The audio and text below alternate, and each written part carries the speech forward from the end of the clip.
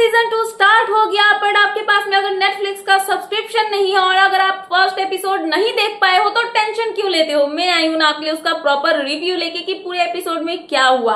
अभी मैं आपको बताने वाली हूँ कि लॉकअप सीजन 2 के फर्स्ट एपिसोड में क्या क्या धमाका हुआ, कौन कौन से बम फटाके फूटे हैं। आज मैं देने वाली हूँ आपको लॉकअप सीजन 2 का फर्स्ट एपिसोड का यहाँ पे रिव्यू।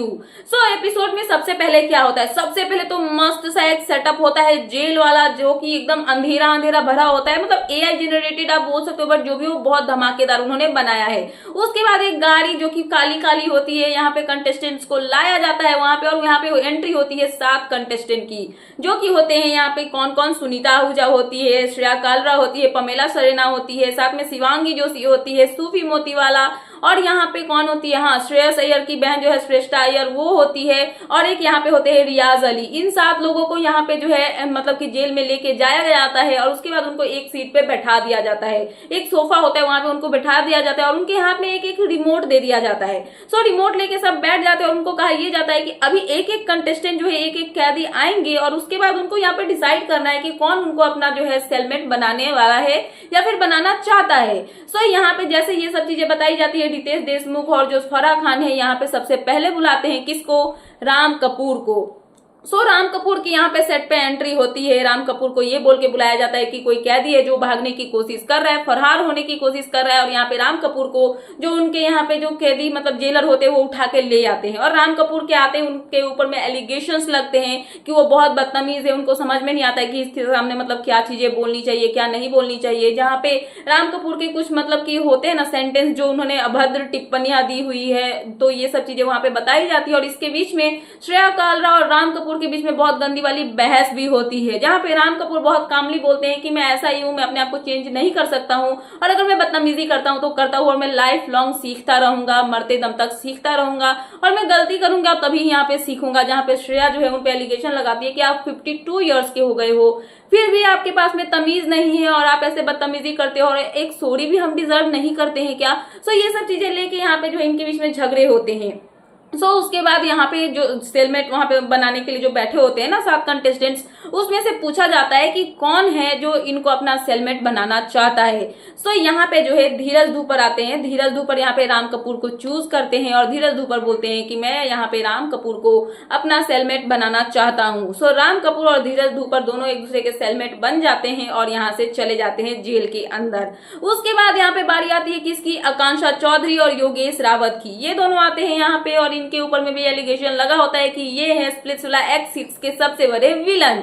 इनको विलन का टैग दे दिया गया है यहाँ पे, और ऑब्वियसली रूरू और योगेश और आकांक्षा का जो ट्रायंगल बना था बाहर में, और इतने टाइम में तो इतना चर्चा तो किसी का भी नहीं हुआ होगा, किसी सेलिब्रिटी का नहीं हुआ होगा जितना इन तीनों के ट्रायंगल का हुआ। और रूरू तो छोड़ो, उनका योगेश और आकांक्षा के लव एंगल का हुआ। इसके बाद यहाँ पे जो क्या नाम है, रितेश देशमुख है, वो वेलकम करते हैं योगेश और आकांक्षा को, और ये बोलते हैं कि ये यहाँ पे मोस्ट वांटेड मुंडा है, क्योंकि इसके पीछे 2 लड़कियां पागल है और इससे यहाँ पे प्यार करती है। इनकी एंट्री होती है, दोनों योगेश और जो आकांक्षा है दोनों साथ में यहाँ पे एंटर करते हैं सेट पे। उसके बाद योगेश जो है अपना पक्ष रखते हैं, बताते हैं कि क्या क्या हुआ था स्प्लिट्सविला में, कैसे वो वहां पे गए थे, उनका बाहर में एक सिचुएशनशिप चल रहा था रूरू के साथ में, फिर वो यहाँ पे स्प्लिट्सविला में आए और इस माइंडसेट से आए थे कि सब जो था बाहर अब वो खत्म हो चुका है, यहाँ पे आके फ्रेश स्टार्ट करूंगा, एक अच्छा कनेक्शन बनाऊंगा। उसके बाद यहाँ पे वो मिलते हैं आकांक्षा से, इनका कनेक्शन भी बिल्ड होता है, और वो एक अलग लेवल का चला जाता है, मतलब प्यार वाला एंगल आप समझ सकते हो। और उसके बाद यहाँ पे एंट्री किसकी होती है, रूरू की। रूरू शो में आती है, और ये सब जो है खिचड़ी बवाल जो है ये सब मच जाता है। फराह उनको बीच में रोकती है, और वो बोलती है कि भाई रुक जा, बाद में जाके अच्छे से एक्सप्लेन कर देना, अभी मेरा माइंड इतना ज्यादा रेडी नहीं है कि मैं ये सब चीजें समझ सकूं। और यहीं पे बीच में होती है एंट्री किसकी, उर्फी जावेद की। उर्फी को यहाँ पे बुलाया जाता है ये कह के कि कोई तो ऐसा इंसान है जिसने सामने से ये सब जिया है, जो भी आकांक्षा योगेश और रूरू का जो भी चला था ना खेल, क्या नाम है स्प्लिट्सविला में, तो ये किसी ने तो सामने से देखा है। यहाँ पे जो क्या नाम है उर्फी है, उर्फी को यहाँ पे बुलाया जाता है, और उर्फी ये करती हुई नजर आती है, क्योंकि ये रूरू का स्टाइल है। उर्फी ऐसे करते हुए आती है, और वो बोलती है कि यहाँ पे धोखेबाज है योगेश और आकांक्षा, मतलब कि योगेश और आकांक्षा के ऊपर में धोखेबाज होने का एलिगेशन जो है वो लग चुका है। जहाँ पे आकांक्षा को बोला गया कि वो मक्कार है, और जो योगेश है वो यहाँ पे धोखेबाज है, मतलब कि वो क्या बोलते हैं, धोखा देते हैं। सो ये सब चीजें यहाँ पे बोल के जो है उनको एलिगेशंस लगाए जाते हैं, जहाँ पे उर्फी जो है पूरी स्टोरी बताती है कि कैसे कैसे क्या हुआ, कैसे योगेश मतलब स्प्लिट्सविला में आए थे, आकांक्षा के साथ में कनेक्शन बना, फिर रुरु की एंट्री हुई और एक ही दिन में उन्होंने बोल दिया कि वो रुरु से प्यार करते हैं, और फिर बाहर जाके ग्रैंड फिनाले के दिन में वगैरह वगैरह हुआ, जो भी सिचुएशन हुआ, जो उनकी और योगेश की मतलब योगेश और आकांक्षा की फोटो मतलब वायरल हुई थी 144 के मतलब की क्वालिटी में, जहाँ पे क्या नाम है अस्मिता ने और क्या नाम है सुजैन ने ये फोटो वायरल की थी। उसके बाद में जो है जो भी मतलब बवाल मचा रुरु योगेश आकांक्षा ने जो भी मतलब किया ग्रैंड फिनाले के दिन, वो सब चीजें यहाँ पे जो क्या नाम है उर्फी वो बताती है। सो उसके बाद में योगेश अपना भी पक्ष रखते हैं कि ऐसा कुछ नहीं था, अपना पक्ष वो रखते हैं, ये अपना पक्ष रखती है और ये सब चीजें यहाँ पे होती है। उसके बाद उर्फी जो है यहाँ से चली जाती है और इसी के बीच में क्या नाम है योगेश और जो श्रेया कालरा है उनके बीच में भी बहस होती है, जहाँ पे श्रेया जो है वो चीटर बुलाती हुई नजर आती है योगेश को, क्योंकि उन्होंने रुरु को चीट किया अकॉर्डिंग टू हर। सो यहाँ पे जो आकांक्षा है वो भी स्टैंड लेती हुई नजर आती है योगेश का। तो योगेश का जब स्टैंड लेती है तो श्रेया जो है वो बोलती है कि तू बीच में क्यों बॉडी में, तेरे से तो बहस नहीं कर रही हूँ। सो ये सब चीजें यहाँ पे देखने के लिए मिलती है। उसके बाद यहाँ पे होता ये है कि जो योगेश और आकांक्षा है उनको चूज करने के लिए बोला जाता है कि वो किसको अपना सेलमेट बनाना चाहते हैं। तो यहाँ पे रियाज अली ने और सुनीता जो है उन्होंने यहाँ पे जो बटन होता है ना रिमोट का वो प्रेस किया होता है इनको अपने सेलमेट बनाने के लिए। सो जो रियाज है वो बनते हैं यहाँ पे योगेश के सेलमेट और जो सुनीता आहूजा है वो बनती है यहाँ पे आकांक्षा की सेलमेट। तो ये दोनों जो है अपना अपना सेलमेट चूज करते हैं। और हाँ एक चीज यहाँ पे मतलब ये भी होता है कि वहां पे उनको जो है कॉन्फिडेंशियल और साथ में एक मतलब कि एक्सपोज, ये दो कार्ड वहां पे होते हैं और उसमें से एक चूज करना होता है। जहाँ पे राम कपूर ने चूज किया था कॉन्फिडेंशियल, तो उनको जो है अपना एक सीक्रेट रिवील करना पड़ा था धीरज धूपर से। वहीं पे जब आकांक्षा और योगेश की बारी आती है तो आकांक्षा ये चूज करती है और अपना सीक्रेट वो रिवील करती है किसके सामने, तो क्या नाम है रियाज और सुनीता के सामने। सो यहाँ पे योगेश जब साइड रहते हैं और यहाँ पे जब क्या नाम है आकांक्षा बताती है सुनीता और याद से अपना एक सीक्रेट, तो यहाँ पे क्या नाम है रितेश देशमुख और जो फराह खान है ये दोनों एक दूसरे से बात करते हुए नजर आते हैं कि क्या लगता है योगेश और आकांक्षा के बीच में जो भी चल रहा है वो रियल या फिर फेक है, क्या दोनों सच में एक दूसरे को डेट कर रहे हैं, क्या दोनों एक साथ में रिलेशनशिप में है। तो यहाँ पे फराह खान का कहना होता है कि मैं 1000% श्योर हूँ, 500% श्योर हूँ कि ये दोनों रिलेशनशिप में है, बस लोगों को नहीं दिखा रहे। तो यहाँ पे फराह खान को भी ये सब चीजों का डाउट हो रहा है जो कि यहाँ पे वो रितेश देशमुख से शेयर करती हुई नजर आती है। उसके बाद यहाँ पे ये लोग चले जाते हैं जहां पे फिर से ये भी कहा जाता है कि सुनीता को जो सीक्रेट बताया गया आकांक्षा की तरफ से, क्या लगता है कि आकांक्षा का जो सीक्रेट है वो सुनीता यहाँ पे सीक्रेट रख पाएंगी? नहीं, क्योंकि सुनीता जो है वो कुछ भी चीज दबा के नहीं रख पाती और सबसे पहले वो भांडा फोड़ेंगी। तो यहाँ पे आकांक्षा का भांडा जो है वो सबसे पहले फूटने वाला है कि कौन सा सीक्रेट उन्होंने यहाँ पे बताया है सुनीता और रियाज को।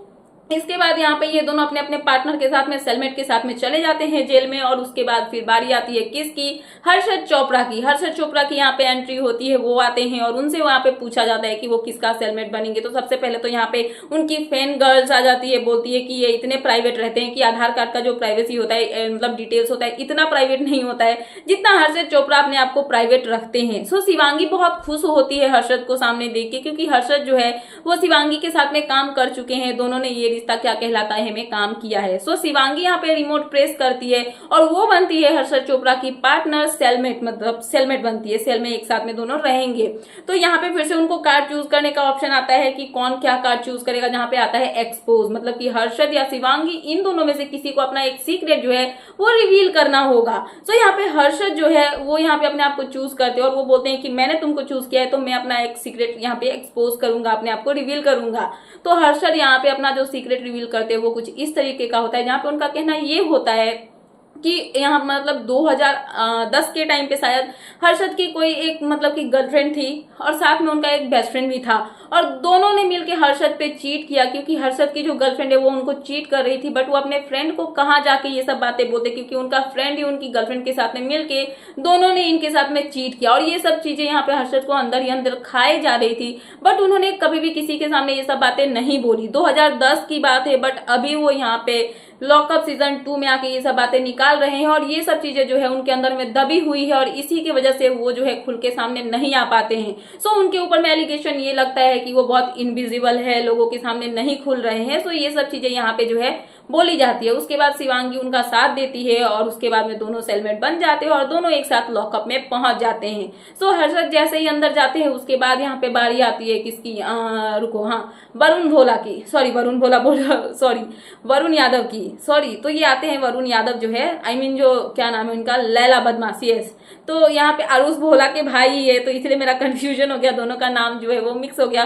तो यहाँ पे जब आते हैं वरुण यादव जो कि बदमाश, लैला बदमाश है, तो इनकी एंट्री होती है। तो इन पे भी एलिगेशंस लगते हैं कि ये बहुत बदतमीज है, गंदे गंदे कंटेंट्स बनाते हैं, इनका कंटेंट देखने लायक नहीं होता है, वगैरह वगैरह। तो इनका कहना ये होता है कि मेरा कंटेंट जो है वो खराब नहीं होता है, मैं जानबूझ के ऐसा नहीं करता हूँ, वो मेरी एक मतलब कि क्या बोले एक्टिंग वाली पर्सनैलिटी है, बट मेरा रियल पर्सनैलिटी कुछ और है। तो यहाँ पे कहा यह जाता है कि नहीं, आप गलत करते हो, आपको अपना रियल पर्सनैलिटी दिखाना चाहिए। तो यहाँ पे जो वरुण है, आई मीन लैला जो है, उनका कहना ये होता है कि नहीं, ऐसा नहीं होता है, मैं अगर कुछ अच्छा बनाता हूं तो लोग नहीं देखते हैं, वहीं पे मैं अगर कुछ गलत बना दूं तो लोगों को पसंद आ जाता है। सो इसलिए मैं वही सब चीजें यहाँ पे करता हूँ।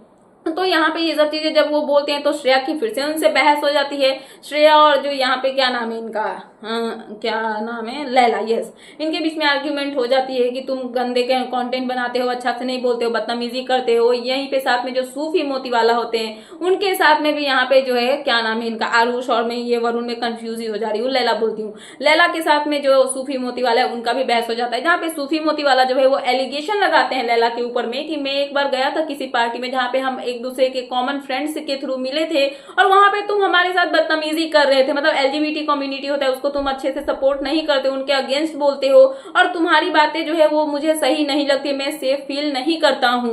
मतलब तुमने मुझे वहां पे धक्का दिया था और खजरारी सॉन्ग बज रहा था और तुम मुझे बोल रहे थे नाचने के लिए, और हमारा जो इतने भी फ्रेंड का ग्रुप था हम इतने डर गए थे कि एक काउच पे हम चिपक के बैठ गए थे और लास्ट में तुमको वहां से भगाना पड़ा। जहाँ पे लैला का कहना ये होता है कि भगाना पड़ा था, आई डोंट थिंक कि ऐसा कुछ हुआ होगा। तो उन्होंने बोला कि भगाना नहीं पड़ा, बट ऐसा सिचुएशन हो गया था कि तुम खुद ही वहां से साइड हो गए थे। सो ये सब चीजें यहाँ पे देखने के लिए मिली, जहाँ पे लैला ने ये कहा कि कोई बात नहीं है, मैं तुम्हारा दिल जीत लूंगा और तुम्हारा जो थिंकिंग है उसको चेंज कर दूंगा और तुम्हारा मैं अच्छा दोस्त जो है वो बन जाऊंगा। सो यहाँ पे ये सब चीजें होती है। तो लैला जो है वो यहाँ पे चूज करते हैं किसको, पमेला शरेना को, क्योंकि उनको कोई यहाँ पे चूज नहीं करता है अपना सेल पार्टनर। तो यहाँ पे उनको ऑप्शन मिलता है कि आप इन सब में से किसी एक को चूज करो। तो यहाँ पे लैला चूज करते हैं पमेला को और पमेला चली जाती है उनके पास, जहाँ पे पमेला को पड़ गया है टेंशन, क्योंकि उनको कहा यह गया है कि उनके हाथ बड़े सॉफ्ट है और यहाँ पे मैडम को अपने कपड़े जितने दिन यहाँ पे रहेंगी उतने दिन अपने हाथों से ही धोने पड़ेंगे। और इस चीज को लेकर उनको टेंशन हो गया है कि मैं अपने कपड़े अपने हाथों से कैसे धोऊंगी। और इनको आपने देसी ब्लिंक्स में देखा ही होगा, अगर देखा होगा आपने देसी ब्लिंक्स, तो अभी जो रिसेंटली आया था करण कुंद्रा और तेजस्विनी का जो मतलब आया था ना, जिसमें करण कुंद्रा ने तेजस्विनी को क्या नाम है प्रपोज किया था, तो उस समय ये थी, इनको कलेसी गुड़िया जो है, कलेसी मतलब की लड़की बोला जाता है कि जहां ये खड़ी होती है वहां पे कलेश जो है वो स्टार्ट हो जाता है। सो ये सब एलिगेशंस इनके ऊपर में लगे हैं। वहीं पे यहाँ पे ये दोनों पार्टनर बनते हैं और उसके बाद इन दोनों को जो है सेल में भेज दिया जाता है। उसके बाद बचता है कौन, सूफी मोतीवाला और साथ में यहाँ पे श्रेष्ठा अय्यर और साथ में यहाँ पे क्या नाम है श्रेया कालरा, ये तीन यहाँ पे बचते हैं। तो इसके बाद यहाँ पे एंट्री होती है किसकी, आकांक्षा चमोला की। आकांक्षा चमोला जब आती है यहाँ पे तो वो है गौरव खन्ना की वाइफ, जिन्होंने बिग बॉस 19 जीता था। तो यहाँ पे आकांक्षा की एंट्री होती है। तो आकांक्षा जो है वो यहाँ पे चूज करती है किसको, तो श्रेया को। तो श्रेया को वो चूज करती है। तो श्रेया और जो श्रेष्ठा है इन दोनों को भी इनका जो है सेल पार्टनर बना दिया जाता है। मतलब एक सेल में यहाँ पे तीन लोग रहने वाले हैं। सो इनके पास भी दो कार्ड्स आते हैं जहाँ पे चूज करना होता है कॉन्फिडेंशियल या फिर यहाँ पे चूज करना है एक्सपोज। तो यहाँ पे आता है एक्सपोज का ऑप्शन। तो यहाँ पे जो आकांक्षा है उनका कहना ये होता है कि मैंने तुमको चूज किया है तो मैं अपना सीक्रेट जो है वो रिवील करूंगी। और आकांक्षा थोड़ा सा एक लंबा सांस लेती है और वो बहुत बड़ा खुलासा करती है, जहाँ पे आकांक्षा का कहना ये होता है कि गौरव खन्ना और आकांक्षा बहुत जल्द डिवोर्स लेने वाले। और ये सुन के सबके रिएक्शन ये होते हैं कि ये क्या हो गया, गौरव खन्ना और जो आकांक्षा है इनको तो बिग बॉस में देखा था, इनका कनेक्शन इतना प्यारा दिखाया गया, दोनों एक दूसरे के साथ में इतने मतलब हैप्पी थे, खुश थे, और ये अचानक से ये कैसे हो गया। जहाँ पे आकांक्षा का कहना ये होता है कि ये किसी को भी अभी तक पता नहीं है कि मैं और गौरव 1 साल से सेपरेट रह रहे हैं, साथ में नहीं रह रहे हैं, और लोगों को लगता है कि हम खुश है, बट ऐसा नहीं है। हम लोग 1 साल से अलग रह रहे हैं और हम लोग जो है डिवोर्स लेने वाले हैं। और घर वालों को भी ये चीजें पता नहीं है, घर वालों को भी अभी ही इसी के थ्रू पता चला होगा, अगर उन्होंने ये देखा होगा तो। और उसके बाद आकांक्षा जो है वो सैड होती है, सब उनको सहानुभूति देते हैं और उसके बाद वो बोलती है कि हम लोग बहुत डिफरेंट है, हमारे बीच में नहीं बनती है, उसकी थिंकिंग और मेरी थिंकिंग बहुत ही अलग है, तो इसलिए हमने डिसाइड किया कि हम अलग हो जाएंगे। सो यहाँ पे बहुत बड़ा खुलासा हुआ। तो इन सब चीजों को लेके कहीं ना कहीं लोगों के माइंड में ये आ गया कि गौरव ने जो अपनी पर्सनालिटी बिग बॉस में दिखाई थी वो कितना डिफरेंट था, मतलब फेक था, हर एक चीज फेक था और फेकनेस के साथ में उन्होंने ट्रॉफी भी जीती और जनता का दिल भी जीता। और यहाँ पे इस शो में आके उनकी वाइफ ने इतना बड़ा खुलासा किया है तो ये बहुत ही शॉकिंग लगा। सो यहाँ पे जब ये सब चीजें होती है उसके बाद ये दोनों ये तीनों यानी कि श्रेया, श्रेष्ठा और जो आकांक्षा है ये तीनों साथ में सेल में चले जाते हैं और उसके बाद बच जाते हैं यहाँ पे सूफी मोतीवाला। सो सूफी मोतीवाला जब बचते हैं तो उनके लिए कौन आता है, सबसे पहले यहाँ पे एंट्री होती है असनीर ग्रोवर की। सो असनीर ग्रोवर जब सेट पे आते हैं तो सबको ऐसा लगता है कि असनीर क्या इस शो के कंटेस्टेंट बनने वाले हैं। न, असनीर को इन सबसे क्या ही मतलब है। असनीर बोलते हैं कि उनकी वाइफ आई है। सो माधुरी ग्रोवर जो कि उनकी वाइफ है उनकी एंट्री यहाँ पे होती है और उनपे भी एलिगेशंस लगते हैं कि ये जो है ये अनपढ़ गवार है, इनकी क्वालिफिकेशन कुछ नहीं है, बट फिर भी ये इतना बड़ा बिजनेस चलाती है और बहुत सारी चीजें उनपे एलिगेशंस जो लगाई जाती है। जहाँ पे उनकी वाइफ का कहना ये होता है कि बिजनेस चलाने के लिए आपको एजुकेशन की जरूरत नहीं, आपको क्वालिफिकेशन की जरूरत नहीं है, आप अपने माइंड से चलाते हो और आप अपने कस्टमर से कैसे कम्युनिकेट करते हो उस पे ये डिपेंड करता है कि आपका बिजनेस जो है वो कैसा चलेगा। सो ये सब चीजें यहाँ पे बताई जाती है और उसके बाद जो सूफी मोतीवाला है उनको बुलाया जाता है और ये दोनों साथ में मिलके जो है वो रूम में जाते हैं जहाँ पे उनको अपना एक सीक्रेट रिवील करना होता है। कॉन्फिडेंशियल यहाँ पे चूज करती है जहाँ पे वो सूफी मोतीवाला से अपना एक सीक्रेट रिवील करती है और उसके बाद दोनों मिलके चले जाते हैं सेल में। सो यहाँ पे सारे कंटेस्टेंट की एंट्री जो है वो सेल में हो जाती है। सो ये सब चीजें यहाँ पे देखने के लिए मिली है एपिसोड में, जहाँ पे श्रेया कालरा और जो क्या नाम है इनका राज कपूर के बीच में झगड़ा होता है, योगेश और आकांक्षा के ऊपर में एलिगेशंस लगते हैं, वहीं पे सूफी मोतीवाला और जो क्या नाम है लैला के बीच में झगड़ा होता है और यहाँ पे जो धीरज दुपर और राम कपूर दोनों साथ में चले जाते हैं अंदर। यही सी सब चीजें जो है वगैरह वगैरह चीजें दिखाई जाती है। और यहाँ पे जो सुनीता आहूजा है उनके ऊपर में भी एलिगेशंस लगता है कि वो घर की भेदी है, मतलब अपना घर का जो भी स्टोरी होता है लोगों को पर्सनल रखना चाहिए, बट ये सोशल मीडिया पे ऐसे छिड़ती है जैसे कि घर की बेइज्जती करवाने में ये कभी पीछे नहीं हटती है। सो यहाँ पे सुनीता का कहना ये होता है कि लोगों ने तो मुझे ये भी बोला कि मैंने चीची के पैर पे गोली मारी है, उनके हस्बैंड गोविंदा जो है उनके मतलब पैर पे उन्होंने गोली मारी है, बट उनका कहना ये होता है कि उस टाइम में तो मैं खाटू श्याम गई हुई थी, अगर मुझे मारना ही होता तो मैं सीधा यहाँ पे मारती ना कि पैर में, क्योंकि मारो तो सीधा काम ही खत्म करो वरना ऐसे मार के फायदा नहीं है। सो ये सब चीजें यहाँ पे फर्स्ट एपिसोड में देखने के लिए मिला और कल का एपिसोड आज का जो एपिसोड आएगा रात को क्या होने वाला है, कैसे होने वाला है, मैं आपको जरूर बताऊंगी। बट ये शॉर्टकट में मैंने आपको एक सिंपल सा रिव्यू जो है पूरे एपिसोड का दे दिया। जिन्होंने ये एपिसोड नहीं देखा है, जिनके पास नेटफ्लिक्स का सब्सक्रिप्शन नहीं है, क्योंकि वो 150 से 200 तक का आता है और यहाँ पे उसको लेने से अच्छा आप मेरा रिव्यू देख लो, आपको पूरा स्टोरी पता चल जाएगा। सो कैसा लगा आपको फर्स्ट एपिसोड का रिव्यू, प्लीज मुझे कमेंट सेक्शन में कमेंट करके बताना। एंड ऐसे ही लेटेस्ट अपडेट पाने के लिए प्लीज मेरे चैनल को सब्सक्राइब करना एंड बेल आइकन प्रेस करना ताकि मेरे आने वाले सारे वीडियोस के नोटिफिकेशंस आपके पास टाइम पे पहुंचते रहे। सो मिलते हैं नेक्स्ट वीडियो में। So thanks for watching and bye bye.